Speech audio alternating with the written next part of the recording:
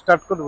বন্ধুগণ, আমরা এখন আছি সৌদি আরবের রাজধানী রিয়াদের একটা ব্যস্ততম এলাকায়। আপনারা দেখবেন যে এটা একটা, আমি বলবো যে ঢাকা শহরের মতিঝিল বা দিলকুশা বা এরকম যেটা সবচেয়ে মানে অভিজাত এলাকা। এখানে চারপাশে দেখেন অনেক অনেক অনেক ভবন, এবং এখানে এই যে এখানে একটা ব্যাংক আছে, ব্যাংক ANB। তারপরে এখানে অনেকগুলি হোটেলও আছে, আমাদের হোটেলের কাছে আমরা যে হোটেলটা এখানে আছি এখানে হোটেলও আছে। এখানে একটা শপিং মলও আপনারা দেখতে পাবেন।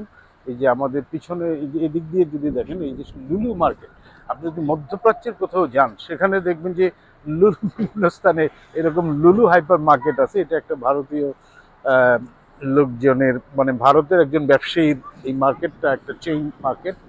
এটা শুধুমাত্র যে সৌদি আরবের বিভিন্ন শহরে আছে বা রিয়াদে আছে তা নয়, মধ্যপ্রাচ্যের বিভিন্ন দেশে আছে। এটা হাইপার মার্কেট, এবং এখানে নানা রকম আমি বলবো যে গ্রোসারি সামগ্রী থেকে শুরু করে সব ধরনের সামগ্রী আপনি পাবেন।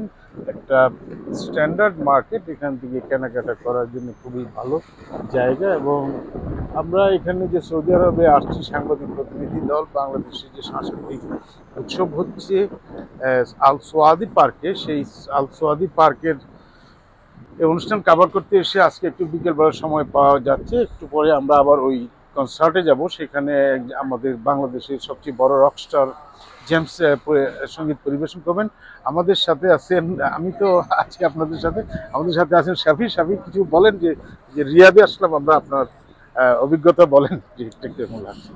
রিয়াদে তো প্রথমবারের মতো আসা নিঃসন্দেহে দারুণ অভিজ্ঞতা, কারণ সৌদি আরবের প্রতি আমাদের এক ধরনের আলাদা ফ্যাসিনেশন সবসময় কাজ করে। কারণ সৌদি বলতে আমরা মনে করি যে হচ্ছে ইসলাম মুসলিম বিশ্বের প্রধান হর্তাকর্তা সৌদি আরব। সেই ক্ষেত্রে এক ধরনের ফ্যাসিনেশন কাজ করে। মক্কা মদিনা সেই ফ্যাসিনেশনের জায়গায়, ইসলাম মদিনা কেন্দ্রিক।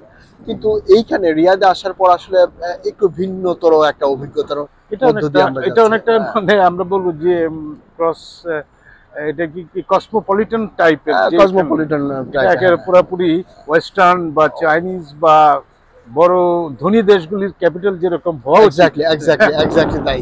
এটাকে যদি আপনি মতবাদ কেন্দ্রিক দেখেন তাহলে হয়তো একভাবে বলা যায় যে এই রিয়াদ শহরটা অনেকটা secular city of Saudi Arabia. এইখানে হচ্ছে সব মতে, সব পথে, সব সভ্যতার মানুষ এখানে আসছে, এবং একটা রাজধানীর জন্য রাজধানী সবাইকে যেরকম গ্রহণ করে, আপনি যেটা বলেন যে কসমোপলিটনের মতো, ব্যাপারটা আসলে এরকম।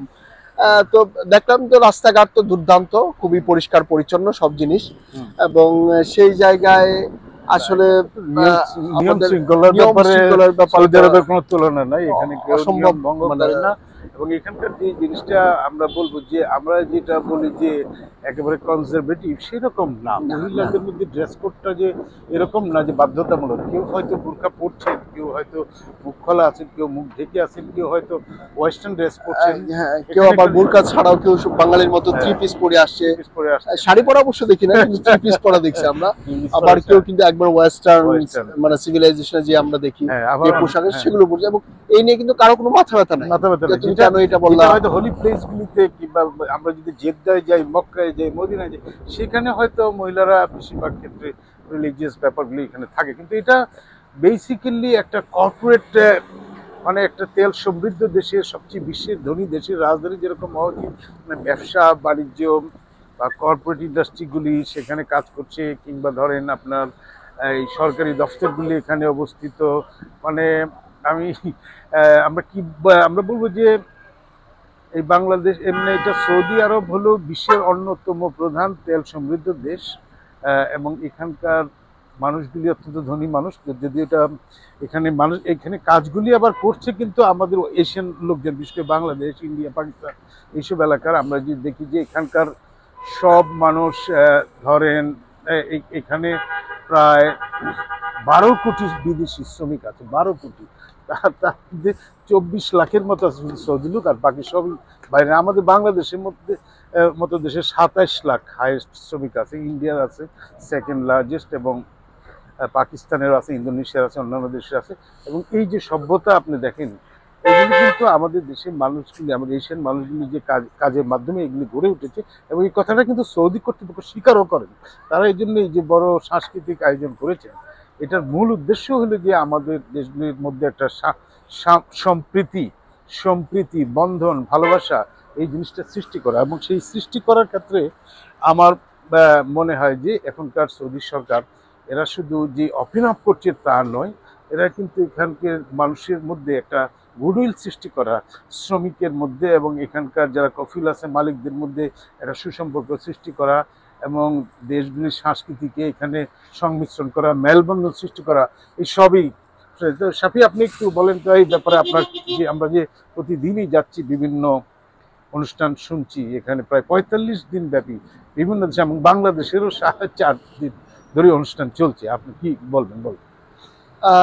এই যে গ্লোবাল হারমোনি যেটা, এটা তো মোটামুটি স্পষ্ট যে ২০৩০ সালের যে একটা লক্ষ্যমাত্রা আছে যুবরাজ মোহাম্মদ বিন সালমানের, যে অর্থনৈতিক রিফর্মের।